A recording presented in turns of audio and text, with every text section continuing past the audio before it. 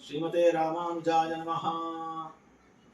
ನಾವು ಪಂಚಗವ್ಯದ ಬಗ್ಗೆ ಮಾತಾಡ್ತಾ ಇದ್ವಿ. ಶೈವಾಗಮದಲ್ಲಿ ಪಂಚಗವ್ಯವನ್ನ ಹೇಗೆ ಮಾಡಬೇಕು, ಎಷ್ಟು ಮುಖ್ಯವಾದದ್ದು ಅಂತ ಹೇಳ್ತಾ ಇದ್ವಿ. ಅದನ್ನ ಹೇಳುವಾಗ ಕಾರಣಾಗಮದಲ್ಲಿರುವಂತಹ ವಿಚಾರಗಳನ್ನ ನಾವು ಹೇಳ್ತಾ ಇದ್ವಿ. ಅಂದ್ರೆ ಕಾರಣಾಗಮದಲ್ಲಿ ಯಾವ ಯಾವ ವಿಚಾರಗಳನ್ನು ಇಡಬೇಕು ಅನ್ನುವಂತಹದ್ದನ್ನು ಹೇಳಿದ್ದಾರೆ. ಆ ಸ್ಥಾಪನ ಕ್ರಮ ಹೇಗೆ ಸ್ಥಾಪನೆ ಮಾಡಬೇಕು ಅನ್ನೋದನ್ನು ಹೇಳಿದ್ದಾರೆ. ಅದರಲ್ಲಿ ಸ್ಥಾಪನೆ ಮಾಡುವಂತಹ 9 ವಸ್ತುಗಳಲ್ಲಿ ಪ್ರಧಾನವಾದದ್ದು ಒಂದು ಹಾಲು. ಅಂದ್ರೆ ಪಂಚಗವ್ಯಗಳು ಹಾಲು, ಮೊಸರು ಮತ್ತು ತುಪ್ಪ ಇತ್ಯಾದಿಗಳು.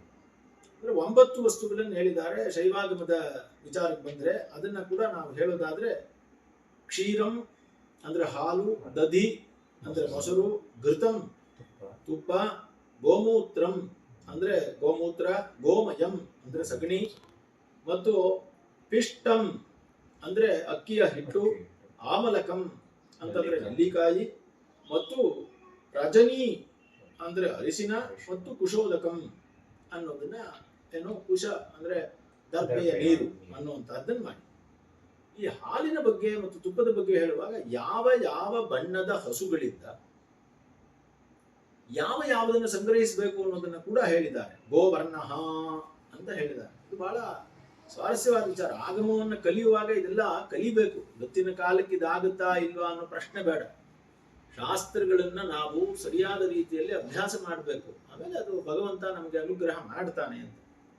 ಗೋಮಯಂ ಕೃಷ್ಣವರ್ಣಾಯಾಹ ಅಂದ್ರೆ ಗೋಮಯಂ ಅಂತಂದ್ರೇನು? ಸಗಣಿಯನ್ನ ಕೃಷ್ಣವರ್ಣಾಯಾಹ, ಕೃಷ್ಣ ವರ್ಣ ಅಂದ್ರೆ ಕಪ್ಪಾದ ಹಸುವಿನಿಂದ. ನಾಟಿ ಹಸು ಆದ್ರೆ ಒಳ್ಳೇದು, ಅದೇ ಮುಖ್ಯ. ಆದ್ರೆ ಕಪ್ಪಾಗಿರ್ಬೇಕು ಹಸು. ನೀಲಾಯಾಹ ಗೋಜಲಂ ಸ್ಮೃತಂ, ಗೋಮೂತ್ರವನ್ನ ನೀಲ ಬಣ್ಣದ ಹಸುವಿನಿಂದ. ಅಂದ್ರೆ ಪೂರ್ಣ ಕಪ್ಪಲ್ಲ, ಸ್ವಲ್ಪ ಆಕಾಶದ ಬಣ್ಣದ ಛಾಯೆ ಇರ್ತದೋ ಇಲ್ವೋ, ಅದಕ್ಕೇನ್ ಹೇಳ್ತೀರಿ? ಆಕಾಶದ ಬಣ್ಣದ ಛಾಯೆ, ಮೇಘ ವರ್ಣ ಇದೆಯಲ್ಲ, ಅದು ನೀಲ. ಆ ಗೋಜಲಂ ಸ್ಮೃತಂ. ಕಪಿಲಾಯಾಹ ಘೃತಂ ಅಂದ್ರೆ ಕಪಿಲ ವರ್ಣದ ಹಸು. ಕಪಿಲ ವರ್ಣ ಅಂತಂದ್ರೆ ಕಂದು ಬಣ್ಣ. ಕಂದು ಬಣ್ಣದ ಹಸುವಿನಿಂದ ತುಪ್ಪವನ್ನು ಸಂಗ್ರಹಿಸಬೇಕು. ವಿಧಿ ಶುಕ್ಲಾಯಾಹ ದಧಿಚೇಷ್ಯತೆ, ಬಿಳಿಯ ಹಸುವಿನಿಂದ, ಶುಕ್ಲವರ್ಣ ಅಂದ್ರೆ ಬಿಳಿ, ಬಿಳಿಯ ಹಸುವಿನಿಂದ ದಧಿ ಅಂದ್ರೆ ಮೊಸರನ್ನ ಸಂಗ್ರಹ ಮಾಡಬೇಕು. ಹಾಲನ್ನ ಪಯಶ್ಚ ರಕ್ತವರ್ಣಾಯಾಹ,